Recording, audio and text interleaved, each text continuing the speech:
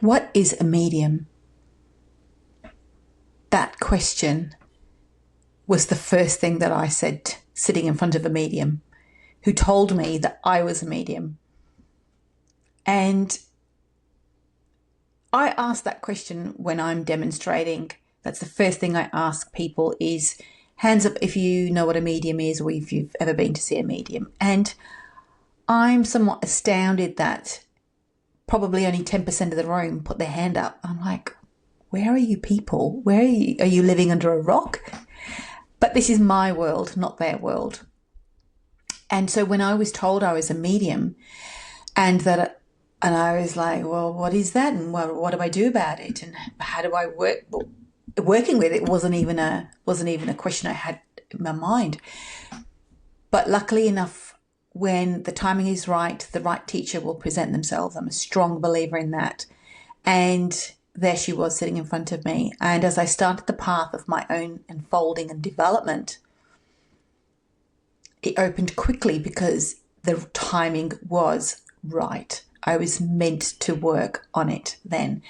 So post the tragedy of my sister's death and the trauma of that experience, and not just how she died, but everything else that happened 6 months later, and then starting my own journey home to unraveling my own abusive, violent childhood.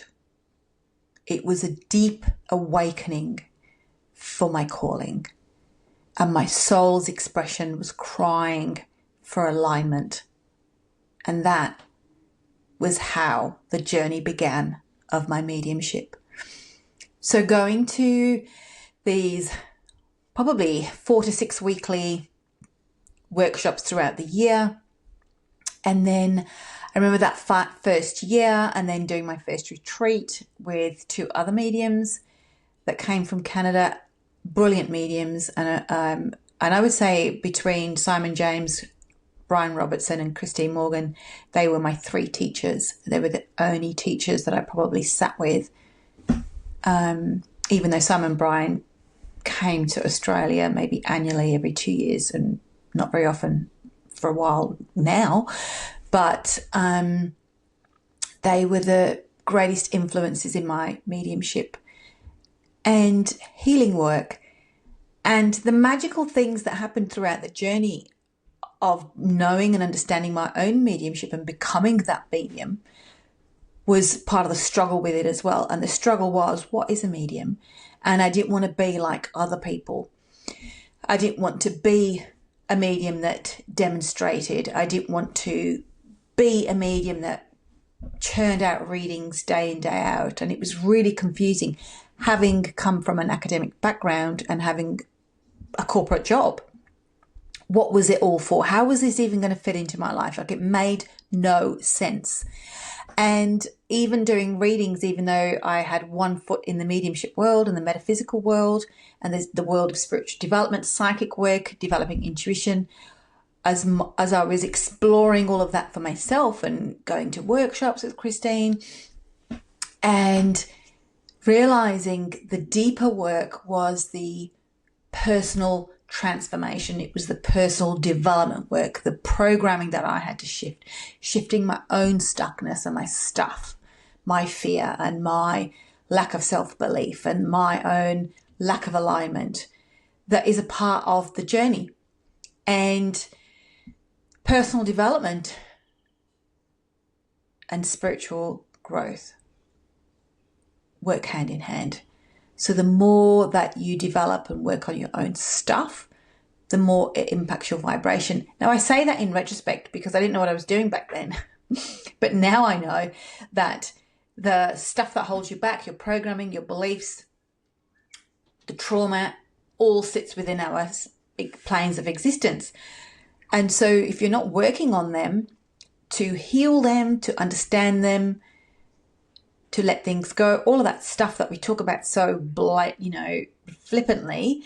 What I know now, and I say repeatedly in the work when I'm working in retreats and workshops and whatever I do, that these are the things that help to expand your vibration. They expand your awareness, and awareness is everything. So when I was that medium in training, I want to say, that developing medium, I learned these things very quickly. One was, don't expect anything. Two, trust in the unknown. Because God knows I'd tried to trust human beings and they had really screwed me over, beginning with my family, my parents. And so if your primary relationships are dysfunctional, abusive, then you don't know how to trust people and you don't know how to have a relationship. So, and then you don't trust yourself, right? You don't trust yourself to make the right decisions, and you don't trust yourself to know who a good person is or who a bad person is. You are basically learning life through the relationships, good and bad, that you are attracting in your life. And pretty much if you've had an abusive, violent childhood, you're going to attract pretty shit relationships because that's all you know. So you are learning whilst you're making the mistakes. And I remember thinking at one point, my God, is this going to be a good person or a bad person? Because I am really over meeting people who will betray me, who treat me like crap, and all those things. But fast forward now to the Sunita sitting before you today. Of course, they were a mirror of my internal world. And that person was really trying to work on those traumas and those gaps in her knowledge of living and existing and having relationships and understanding herself. So that journey of a mediumship wasn't just the journey of developing my mediumship. It was the beginning of the journey home. It was the beginning of finding myself, knowing myself, trusting myself, loving myself, having the courage to stand up and speak up, all of those things. It was the beginning of the journey. And it was an incredible journey. And it hasn't ended by any means, but back 20 years ago when this journey started, oh my goodness, the love for the work and for spirit work, I fell in love with that. I have the same awe of working with spirit as I did at the beginning, because how much spirit inspires me and how much self-belief and self-love working with spirit gives me to this day is incredibly inspiring and empowering. And it's bringing tears to my eyes because the sacredness of the relationship with spirit is the foundation of any work in spiritual development. That trust in the unseen and the unknown developed really quickly. And yeah, I don't even know how that happened because I know that people struggle with that. But for me, it was really easy. And maybe it was because people had screwed me over so much and I was like, yeah, might as well do this because, it's another thing. And that's where my saying comes from. And I've been known to say it in workshops of, people screw you over. The spirit are not going to screw you over. They've got your back and they have your back and they are not going to let you down. The only person that's going to let you down is you and humans. So that was my mantra from day one, and I still live by it. So I have the greatest respect and sacredness for the relationship with spirit and for the work that Spirit World do, and for all those people that have passed over who come back as guides to guide us and must look and roll their eyes and just shake their heads at us. And it's funny because you have to laugh at the work. It's so deep and it can lead you to so many aspects of yourself if you continue to follow the path. But the path is a path that never ends. And the discovery of the self is so inspiring. And I would like to offer you that is your journey inspiring or is it full of pain? Because it's all about perspective and it's all about the potentials and opportunities that you have to look within yourself and to see yourself as the primary person to inspire you, because there is nobody that can inspire you unless you are inspired by yourself first. And when we look at gratitude, gratitude is all about inspiring yourself. So if you're not inspired and you're finding it hard to be grateful, I would ask you to look at yourself and ask yourself, are you inspiring yourself? And if the answer is no, go do something about it. Because gratitude and inspiration are really linked. They're closely connected.